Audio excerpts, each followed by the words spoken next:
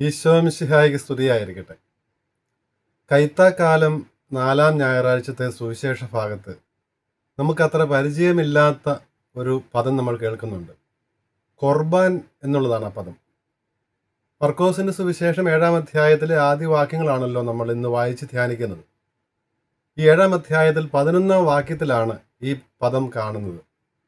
അവിടെ ഇപ്രകാരമാണ് നമ്മൾ കാണുന്നത്: മാതാപിതാക്കൾക്ക് അർഹമായിട്ടുള്ളത് ഖുർബാൻ ആണെന്ന് പറഞ്ഞ് തങ്ങൾക്കുള്ള ഉത്തരവാദിത്തത്തിൽ നിന്ന് ഒഴിഞ്ഞു മാറുന്ന വളരെ കൗശലപൂർവമായ ഒരു രീതി യഹൂദർക്കുണ്ടായിരുന്നു എന്നാണ് ഈശോ അവിടെ ആരോപിക്കുന്നത്.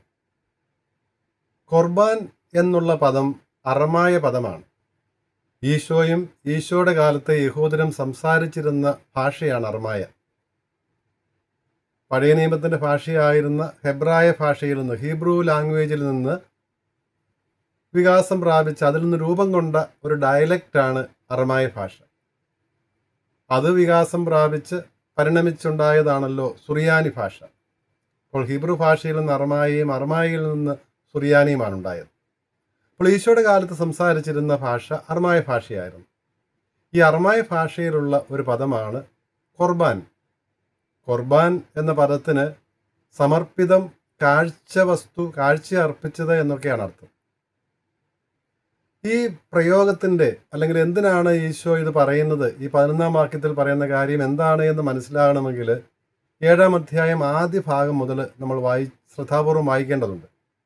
ആദ്യത്തെ 5 വാക്യങ്ങളിൽ ഈശോയുടെ ശിഷ്യന്മാർ കൈ കഴുകാതെ ഭക്ഷണം കഴിക്കുന്നതിനെക്കുറിച്ച് ഓർശ്ലേമിൽ നിന്ന് വന്ന ഫരിസേയരും നിയമജരും ശിഷ്യരെ ഈശോയുടെ മുമ്പിൽ കുറ്റപ്പെടുത്തുന്ന രംഗമാണ്. എന്നിട്ട് തുടർന്ന് പറയുന്നുണ്ട്, യഹൂദർ ഈ ശുദ്ധീകരണ കർമ്മങ്ങൾ നടത്താതെ അവർ പ്രത്യേകിച്ച് വെളിയിൽ പോയി തിരികെ വരുമ്പോൾ അല്ലെങ്കിൽ യാത്രയ്ക്കിടയിലാണെങ്കിൽ ഭക്ഷണം കഴിക്കുന്നതിന് മുൻപ് കഴുകി കൈകളും കാലുകളും കഴുകുന്നത് മാത്രമല്ല, ഉപയോഗിക്കുന്ന പാത്രങ്ങളും എല്ലാം കഴുകി ശുദ്ധി വരുത്തിയതിന് ശേഷമേ ഭക്ഷിക്കുകയുള്ളൂ.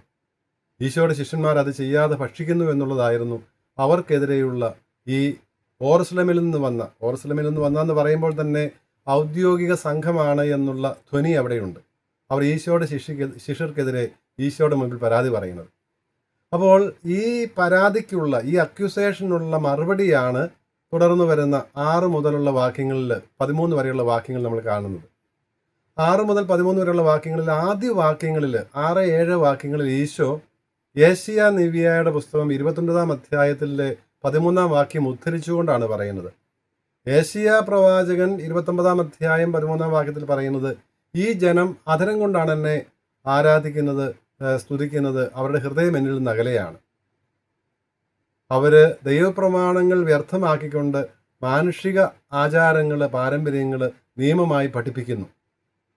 ഇതാണ് യേശയ്യാ നീവിയായി ഉദ്ധരിച്ചുകൊണ്ട് ഈശോ പറയുകയാണ്, അന്ന് പ്രവാചകൻ പറഞ്ഞത് നിങ്ങളെക്കുറിച്ച് വാസ്തവമാണ്, ഈ യഹൂദ നേതൃത്വത്തെക്കുറിച്ച് വാസ്തവമാണ് എന്ന് ഈശോ അവർക്കെതിരെ ആരോപണം പറയുകയാണ്. അതിനുശേഷം എന്താണ് സംഭവിക്കുന്നതെന്ന് ഈശോ പറയുകയാണ്, നിങ്ങളുടെ ചില ആചാരങ്ങൾ, പാരമ്പര്യങ്ങൾ, ചില ശീലങ്ങൾ അത് നിലനിർത്താൻ വേണ്ടി നിങ്ങൾ ദൈവപ്രമാണം അവഗണിക്കുന്നു, അതിനെ തള്ളിക്കളയുന്നുവെന്നാണ് ഈശോ പറയുന്നത്. പാരമ്പര്യങ്ങൾ വഴി ദൈവവചനം തന്നെ ശൂന്യമാക്കുകയാണ് ചെയ്യുന്നത്. അതിനുള്ള ഉദാഹരണമായിട്ടാണ് ഈശോ പറയുന്നത്, പഴയ നിയമത്തിൽ നിന്നുള്ള 10 പ്രമാണങ്ങളിൽ മാതാപിതാക്കന്മാരെ ബഹുമാനിക്കണമെന്നുള്ള കൽപ്പന എടുത്തു പറഞ്ഞുകൊണ്ട്, നിയമാവർത്തന പുസ്തകത്തിൽ നിന്ന് ആദ്യത്തെ വായന പഴയ നിയമത്തിലേത് നിയമാവർത്തന പുസ്തകത്തിൽ നിന്നാണല്ലോ നമ്മൾ വായിക്കുന്നത്. നിയമാവർത്തന പുസ്തകം 5-ാം അധ്യായം 16-ാം വാക്യത്തിൽ നമ്മൾ ഇപ്രകാരം വായിച്ചു കേൾക്കുന്നുണ്ട്, നിനക്ക് ദീർഘായുസ് ഉണ്ടാകുവാനും നിന്റെ ദൈവമായ കർത്താവ് നിനക്ക് തരുന്ന ദേശത്ത് നിനക്ക് നന്മയുണ്ടാകുവാനും നിന്റെ ദൈവമായ കർത്താവ് അനുശാസിക്കുന്നത് പോലെ അവിടുത്തെ പ്രമാണങ്ങളും ചട്ടങ്ങളുമെല്ലാം നീ അനുസരിക്കണം എന്നാണ്, മാതാപിതാക്കന്മാരെ ബഹുമാനിക്കണം എന്നാണ് 5-ാം അധ്യായം 16-ാം വാക്യത്തിൽ നിയമാവർത്തനം നമ്മൾ വായിക്കുന്നത്. മറ്റു 9 പ്രമാണങ്ങൾക്കും ഇതുപോലൊരു വാഗ്ദാനം നമ്മൾ കാണുന്നില്ല. മാതാപിതാക്കന്മാരെ ബഹുമാനിക്കുന്നതിന് മാത്രമാണ് 2 വാഗ്ദാനങ്ങൾ കൂടി കൂട്ടിച്ചേർത്തിട്ടുള്ളത്. എത്രമാത്രം പ്രധാനപ്പെട്ടതാണ് ഈ കൽപ്പന ദൈവത്തിന് മുൻപിൽ എന്ന് വ്യക്തമാക്കുന്നതാണത്. നീ ഭൂമിയിൽ ദീർഘകാലം ജീവിച്ചിരിക്കാൻ വേണ്ടിയിട്ട്, മാത്രമല്ല ദൈവം നിനക്ക് തരാൻ പോകുന്ന ദേശത്ത് നിനക്ക് നന്മയുണ്ടാകുവാൻ വേണ്ടിയിട്ട്, ഈ ഭൂമിയിലെ ജീവിതം സൗഭാഗ്യപ്രദമായി തീരുവാൻ വേണ്ടിയിട്ട് ചെയ്യേണ്ടതെന്താണ്? ദൈവമായ കർത്താവ് കൽപ്പിച്ചിരിക്കുന്നത് പോലെ നിന്റെ മാതാവിനെയും പിതാവിനെയും നീ ബഹുമാനിക്കണം. അപ്പോൾ ആ പ്രാധാന്യം അവിടെ വ്യക്തമാക്കി. ആ കൽപ്പന തന്നെയാണ് ഈശോ ഇവിടെ ഉദ്ധരിക്കുന്നത്. അപ്പോൾ ഇത് ദൈവം നൽകിയിരുന്ന കൽപ്പനയാണ്, ഇതവർ പാലിക്കുകയും ചെയ്തിരുന്നു. പക്ഷെങ്കിൽ ഈ ദൈവകൽപ്പനയ്ക്ക് അതിനെ ബന്ധപ്പെട്ട് ചില അനുശാസനങ്ങൾ, ചില പ്രായോഗികമായിട്ട് ഈ നിയമങ്ങൾ അനുഷ്ഠിക്കുന്നതിന് സഹായകമാകുന്ന രീതിയിലുള്ള ചില വ്യാഖ്യാനങ്ങൾ യഹൂദ സമൂഹത്തിൽ രൂപം കൊണ്ടിരുന്നു. വാചിക പാരമ്പര്യങ്ങളായിട്ടാണ് പലപ്പോഴും ഈ പാരമ്പര്യങ്ങൾ സമൂഹത്തിൽ നിലനിന്നിരുന്നത്. ഇതേക്കുറിച്ച് സഭാപിതാവായ ഇരണേവൂസ് പറയുന്നത്, ഈ പാരമ്പര്യങ്ങൾ മോശയുടെ നിയമത്തിനുള്ള സംരക്ഷണ കവചമായിരുന്നു എന്നാണ് പറയുന്നത്. അപ്പോൾ ഈ നൽകപ്പെട്ടിരിക്കുന്ന 10 പ്രമാണങ്ങളെക്കുറിച്ചുള്ള വിശകലനങ്ങളായിരുന്നു യഥാർത്ഥത്തിൽ ഈ പ്രകാരം ഇവർക്കിടയിൽ രൂപം കൊണ്ടിരുന്ന യഹൂദ നേതൃത്വം തന്നെ ഈ കൽപ്പനകൾ വ്യാഖ്യാനിച്ച് അവയുടെ അനുഷ്ഠാനത്തിൽ പാലിക്കേണ്ടതും പാലിക്കരുതാത്തതുമായ കാര്യങ്ങളെക്കുറിച്ചുള്ള നിർദ്ദേശങ്ങൾ, നിയമങ്ങളായി നൽകിയിരുന്നത്. അങ്ങനെ 600-ലേറെ നിയമങ്ങൾ ഈ 10 പ്രമാണങ്ങളെ വ്യാഖ്യാനിച്ച് യഹൂദർ നൽകിയിരുന്നു എന്നുള്ളത് നമുക്കറിയാം. 2-ാം നൂറ്റാണ്ട്, ഈശോയ്ക്ക് ശേഷം 2-ാം നൂറ്റാണ്ടാകുമ്പോഴേക്കും ഇത് ക്രോഡീകരിച്ച് മിഷ്ന എന്നുള്ള രൂപത്തിൽ യഹൂദർ പ്രസിദ്ധീകരിച്ചിട്ടുള്ളത് നമുക്ക് പരിചിതമാണ്. ഇന്നും നമുക്കത് ലഭ്യമാണ്. മിഷ്ന, അത് ഈ പറയുന്ന തോറായുടെ, മോശയിലൂടെ നൽകപ്പെട്ട നിയമത്തിൻ്റെ വ്യാഖ്യാനങ്ങളും പ്രായോഗിക ആപ്ലിക്കേഷൻസും ഒക്കെയാണ് അവിടെ വിവരിക്കുന്നത്. ഇപ്രകാരം 4-ാം പ്രമാണത്തിൻ്റെ വ്യാഖ്യാനം നൽകുമ്പോൾ, അതിൻ്റെ പ്രായോഗിക മാനം നിർദ്ദേശിക്കുമ്പോൾ രൂപീകരിച്ചിരുന്ന ഒരു പാരമ്പര്യമായിരുന്നു, ഒരു രീതിയായിരുന്നു ഖുർബാൻ എന്നുള്ളത്. ഖുർബാൻ എന്ന വാക്കിൻ്റെ അർത്ഥം നമ്മൾ കണ്ടു, കാഴ്ച അർപ്പിച്ചത്, സമർപ്പിച്ചത് എന്നൊക്കെയാണ്. പശ്ചാത്തലം ഇതാണ്: മാതാപിതാക്കന്മാരെ ബഹുമാനിക്കുക എന്നുള്ള കൽപ്പന എല്ലാവരും പാലിക്കേണ്ടതുണ്ടായിരുന്നു. പക്ഷേ ഏതെങ്കിലും ഒരു മകന് അല്ലെങ്കിൽ മകൾക്ക് മാതാപിതാക്കളോടുള്ള കൽപ്പന ബഹുമാനിക്കാൻ സാധിച്ചില്ല അവരുടെ ജീവിതകാലത്ത്, ചില തെറ്റിദ്ധാരണയുടെയൊക്കെ പേരിൽ. പക്ഷേ യാദൃശ്ചികമായിട്ട് അല്ലെങ്കിൽ പ്രതീക്ഷിക്കാത്ത സമയത്ത് അപ്രതീക്ഷിതമായി അവർ മൃതിയടയുന്നു. അപ്പോൾ ഈ മാതാപിതാക്കൾക്ക് വേണ്ടി ചെയ്യേണ്ടിയിരുന്ന കടമ ചെയ്യാൻ സാധിച്ചില്ലല്ലോ എന്നുള്ള കുറ്റബോധം ഈ മകനെ അല്ലെങ്കിൽ മകളെ അലട്ടുന്നത് കൊണ്ട് അതിനൊരു പരിഹാരമായിട്ട് ഈ യഹൂദ നേതൃത്വം കണ്ടെത്തിയതായിരുന്നു ഖുർബാൻ എന്നുള്ള ആ രീതി. ഖുർബാൻ പറയുന്നത് ഇതാണ്: മാതാപിതാക്കൾക്ക് അർഹമായിരുന്നത് ചെയ്യാൻ സാധിച്ചില്ല, പക്ഷേ അവർക്ക് നൽകാൻ നിങ്ങൾക്ക് മനസ്സുള്ളത് നിങ്ങൾ ദേവാലയത്തിൽ സമർപ്പിക്കുക, ദേവാലയത്തിൽ കാഴ്ചയർപ്പിക്കുക. അപ്പോൾ മാതാപിതാക്കൾക്ക് ചെയ്തതിന് തുല്യമാകും. തീർച്ചയായിട്ടും ഈ കുറ്റബോധം ഉണ്ടായിരുന്ന മക്കൾക്ക് ഒരാശ്വാസം അത് നൽകുമെന്നുള്ളത് തീർച്ചയായിരുന്നു. അങ്ങനെ നിയമത്തിൻ്റെ തന്നെ ഒരു വ്യാഖ്യാനമായിട്ട് ഈ ഖുർബാൻ അല്ലെങ്കിൽ ഈ സമർപ്പണം എന്നുള്ളത് ആ ഒരു രീതി നിലവിൽ വന്നു. അത് സഭാപിതാക്കന്മാർ പറയുന്നത് പോലെ ഈ നിയമത്തിൻ്റെ വ്യാഖ്യാനത്തിന് സഹായിച്ചിരുന്നതാണ്, നിയമം പാലിക്കുന്നതിന് അവരെ ശക്തിപ്പെടുത്തിയിരുന്നതുമാണ്. ഇരണേവൂസ് സഭാപിതാവ് മാത്രമല്ല, മറ്റ് സഭാപിതാക്കന്മാരും, ഉദാഹരണത്തിന് ആഗസ്തീനോസും ഇതേക്കുറിച്ച് പറയുന്നത്, ഈ നിയമങ്ങൾ പാലിക്കാനായിട്ട് മനുഷ്യരെ സഹായിച്ചിരുന്ന, മോശയുടെ നിയമങ്ങൾ പാലിക്കാനായിട്ട് സഹായിക്കുന്നവയായിരുന്നു ഈ പ്രമാണങ്ങൾ അല്ലെങ്കിൽ ഈ ചട്ടങ്ങൾ, ഈ പാരമ്പര്യങ്ങൾ എന്നാണ്.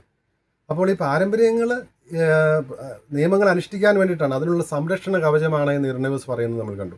അപ്പോൾ ഇങ്ങനെ ഈ 4-ാം പ്രമാണം പാലിക്കുന്നതിന് ഉള്ള ഒരു സഹായകമായ മാർഗമായിരുന്നു ഇത്. പക്ഷെങ്കിൽ യഹൂദ നേതൃത്വം തന്നെ ഇതിൻ്റെ ഒരു ദുരുപയോഗത്തിനും വഴിതെളിച്ചിരുന്നു.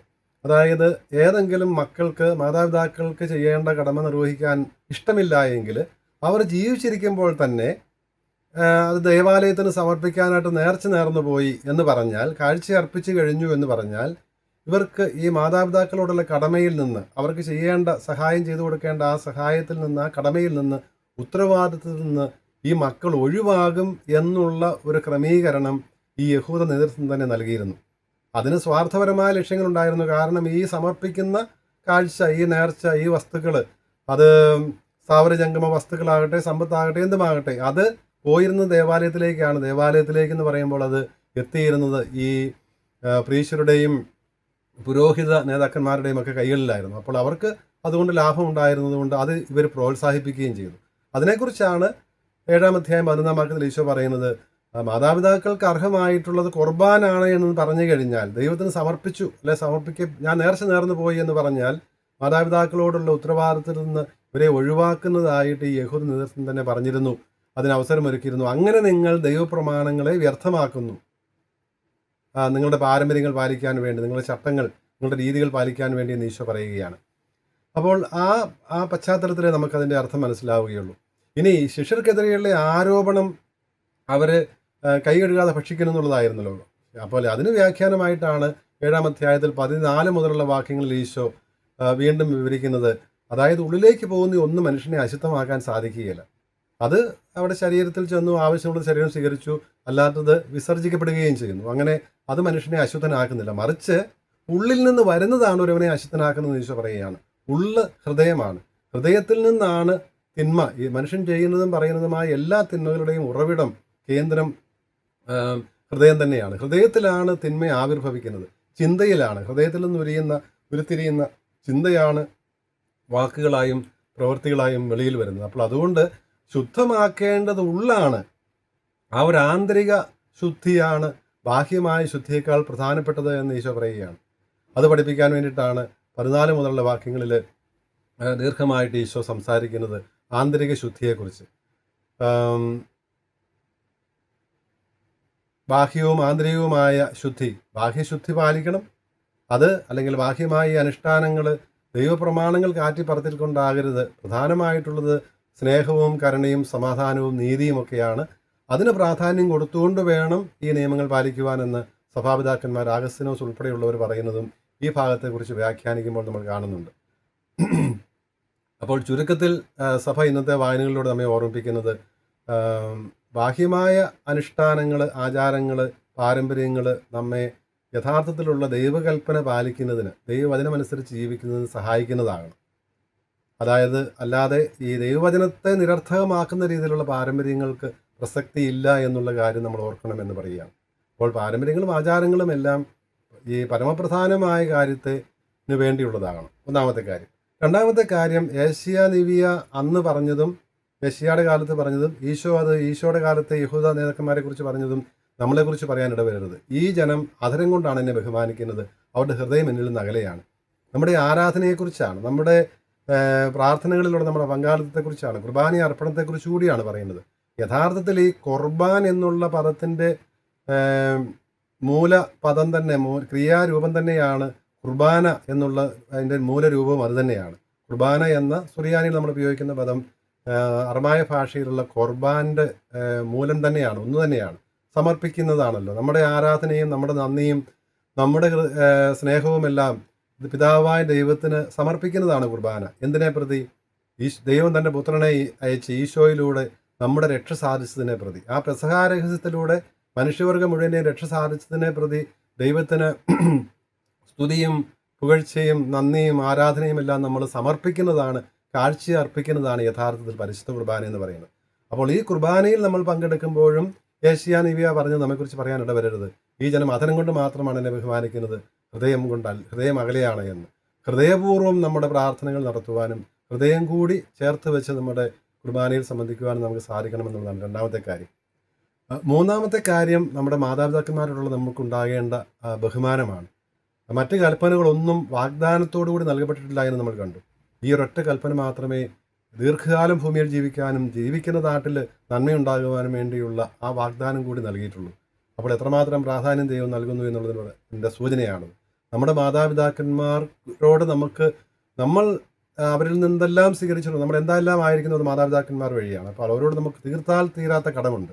അപ്പോൾ അതുകൊണ്ട് നമ്മൾ അവരെ സ്നേഹിക്കാനും അവരുടെ വാർദ്ധക്യത്തിൽ അവരോട് കൂടെ ആയിരിക്കാനും അവരെ ശുശ്രൂഷിക്കാനും അവരെ പരിചരിക്കാനുമൊക്കെ അവർക്ക് ആവശ്യമായതെല്ലാം ചെയ്തു കൊടുക്കുവാനുള്ള ഉത്തരവാദിത്വം നമുക്കുണ്ട് എന്ന് നമ്മെ ഓർമ്മിപ്പിക്കുന്നതാണ് ഇന്നത്തെ വായനകൾ.